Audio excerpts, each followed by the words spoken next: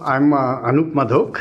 I'm a professor of strategy and the Scotiabank Professor of International Business and Entrepreneurship at Schulich School of Business, York University, Toronto.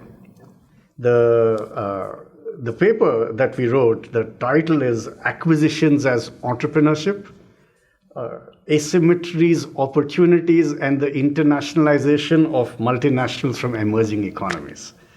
This was published in Global Strategy Journal. It's a long title, but it captures what the essence of the paper is.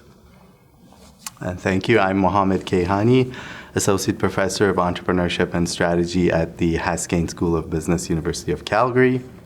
And I had the honor of being a co-author on this paper. Yeah, so this paper actually, it started off sometime around 2008 or so. This was a time when the Western economies were slowing down and emerging economies were basically moving forward rather rapidly. There's a lot of interest in the BRICS, China, India, Brazil, Russia, and so on. At that time, there were a few multinationals from emerging economies that came out and made some prominent acquisitions, like Tata buying Jaguar and Chinese firm Geely buying Volvo, and so on. And this was, it surprised people. They were prominent acquisitions.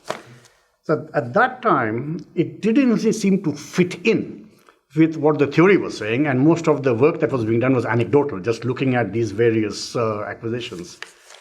So I found it intriguing because it went counter to the dominant theory.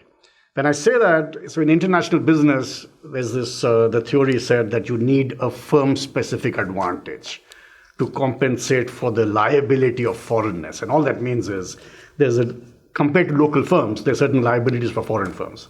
And therefore, you need some advantage to offset it. And typically, you're talking about Western firms that have technology or brand. Well, these firms from the emerging economies, even if they had technology or brand in their own countries, it didn't work overseas when they went to advanced economies. So in a way, it's questioning whether you need that firm-specific advantage. Similarly, there are other things in the international business theory where they treat all foreign firms as equal. But clearly, if you have a Chinese automaker and you have Mercedes, they're not treated the same when they go to some other advanced economy. So I got interested in looking into these theories and felt that they didn't make any sense. So that's in international business. Similarly, you could look at the acquisition literature. So in this paper, you've brought together entrepreneurship, acquisitions, international business. And the acquisition literature says, look, you do acquisitions overseas for efficiency reasons or market power reasons, and you rationalize operations and so on. Well, these firms, they were going out. They didn't have global operations. They were already low cost, so it's not for efficiency and so on. What actually caught my curiosity is a couple of interviews by executives from those countries. And people were surprised that they were able to pull off these acquisitions. Either they were willing to pay higher than others, or they were the only ones who were willing to pay a price, to bid. And they said that, it was an opportunity. And we have no idea what will come out of it, but we'll discover it along the way. And this is a very non-intuitive way of valuing an acquisition, because normally you're certain what your target provides you, you try to value it and so on. So again, I'm asking this question, that why are they willing to pay this, right? And effectively, I coined this term, which I think caught the fancy of some people, the liability of emergingness. And all that is saying is, the emerging market foreign firms have more disadvantages than advanced market foreign firms in a local market. So when you make an acquisition, in a way, it has a worth for you that it doesn't have for your advanced economy rival, right? And therefore, you value it more. So this was what was motivating the paper, that essentially these firms have something in their own country, but they have nothing when they step out, but they have to create something from nothing. And that's where the entrepreneurship angle comes in, which I'll pass on to him. Thank you. And I think my major role in the paper was largely to bring in entrepreneurship theory into a literature involving international business acquisitions of emerging economy multinationals. I think the unique angle that entrepreneurship theory brings to this question is that it lets us break from the dominance of advantage-based thinking in strategy. And what I mean by this is that certain theories in strategy, like the resource-based view and as it's applied to international business, the idea of ownership advantages and unique firm-specific advantages, these are very dominant ideas in strategy theory, and sometimes they lead us to overly emphasize existing advantages when we're trying to explain something that companies do or why certain companies perform better than others. The tendency to always try to link it back to some pre-existing advantage that the company had that they were exploiting, and that's why they took a certain action or that's why they performed better. But in this paper, we argue based on entrepreneurship theory that it's not always pre-existing advantage that drives you to do something. Sometimes you're trying to overcome disadvantages or seek new opportunities and put yourself in a position to access new opportunities. And when you apply that kind of thinking to internationalization, then you free yourself from having to explain everything just based on pre-existing advantages. And I think that's the unique angle that entrepreneurship theory brings to this paper. And just to complement that, I mean, we focused on something called asymmetries. And all we are saying is that we're not talking about advantage here. We are shifting the firm from advantage to asymmetries. So, for example, if the advanced economy multinationals have technology or brand, then the emerging economy multinationals don't have technology or brand, right? There's an asymmetry over there. So if you flip that around, if that's what you don't have, what is it that you do have that your advanced economy rival doesn't have? And what you do have is the fact that you grew up in an emerging economy where the conditions are different, and therefore you were forced to rely on heuristics rather than set ways of doing things, which makes you a little bit more agile. Well, without putting any value on it, it's an asymmetry. And how do you exploit your asymmetries to convert them into advantages? That was coined the term asset of emergingness, right? So I think that was kind of pulling it all together. The impact has been mostly from international business journals or area-specific journals, like, there's Management and Organization Review, which is more focused on Asia. There's Asia-Pacific Journal of Management.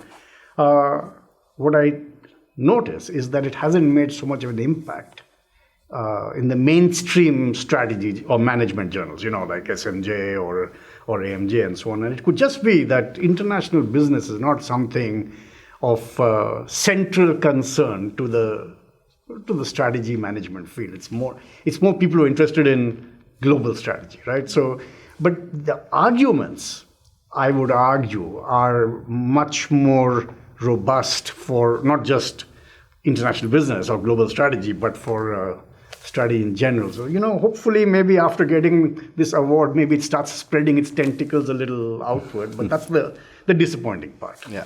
Can I add to that I think one of the reasons the paper has had a good impact is that the international business field liked the term that Anoop coined in that paper, the liabilities of emergingness.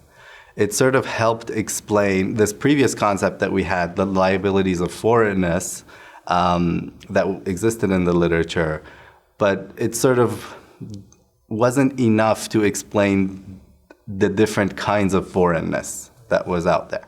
And so this term helped sort of distinguish a little bit some liabilities of firms coming from emerging economies that were unique and sort of not just in the broad category of liabilities of foreignness. So I think that term, the liabilities of emergingness, helped the paper get much of the impact that it has. But in international business circles, but the paper is actually also about acquisitions. And there's a novel twist here, whereas, I mentioned earlier acquisition for efficiency, acquisition for market structure, market power. There's also the argument acquisition for learning. That's all there. But this one was about acquisition for discovery of as yet unknown opportunities. So how can you value something when ex ante it's an unknown opportunity in the future, which the act of acquisition puts you in a flow of opportunities, but you don't know what. Well, it's a new twist for the acquisition literature, which is of interest to strategy. But the people picked up more on the liability of emergingness, which is more of interest to international business. So, we put our work out there, and then you just have to wait and see what happens. The literature on international business already picked up on the paper pretty well, especially those who study emerging economy multinationals. But I think one of the underappreciated aspects of the paper that could potentially be built on is just that the notion of acquisition, whether or not it's an international acquisition, an acquisition by a big firm could be seen as an entrepreneurial act and could be analyzed through entrepreneurship theory. Currently, I would say the entrepreneurship literature doesn't see mergers and acquisitions of large companies as that relevant to entrepreneurship. Whereas I think the theory of entrepreneurship can be applied to those actions. They could be viewed as entrepreneurial actions. And I think that was a point we were trying to make in the paper, but that's not a point that has been picked up strongly. Yeah, I think, it's worth contextualizing. So in the decades of the 2000s, like as I mentioned earlier, it's been mostly emerging economies trending, emerging economies growing, BRICS, etc., and the West falling. Emerging economies in the last 10 years, basically with the exception of China and to some extent India, began falling apart. The Brazils and the Russias and Turkey and many others. And the West picked up post-financial crisis. So almost automatically, the interest in emerging economies flags in mainstream literature, whereas it was hot a decade earlier. But it got picked up for that. But acquisitions in general have been kind of hot for the last 40 years and will remain hot for the next 40. Emerging economies might not be. So the hope also is that this other aspect of the argument gets picked up. Now, when I wrote when you write any paper, you hope it'll change the world, right? Which it almost never does. The thing is, all we can do is put it out. And you hope the market picks it up. And sometimes there are very good papers out there that haven't been picked up, and other papers that get picked up 30 years after getting published. All I can say is it's nice to have your work appreciated and hope that it continues to be appreciated. Whether it will have a major impact on the field or not is not for me to decide. That's for the market to decide. I can just comment on how I felt. It's been years since we've published this, and the impact that it's had has sort of allowed me to think over the years of what does this theory really mean. If I'm thinking in the way that we're suggesting in the paper, does it have implications for our own lives and actions? And since recently I've become a dad and I have a little boy, I've been thinking, what sort of career advice can I give this boy as he grows up? This idea that you should always just build on your strengths, to build on your advantages in whatever you're doing, or else you won't be able to compete. It seems ridiculous when you're giving advice to a little kid because they don't have any strengths or advantages, right?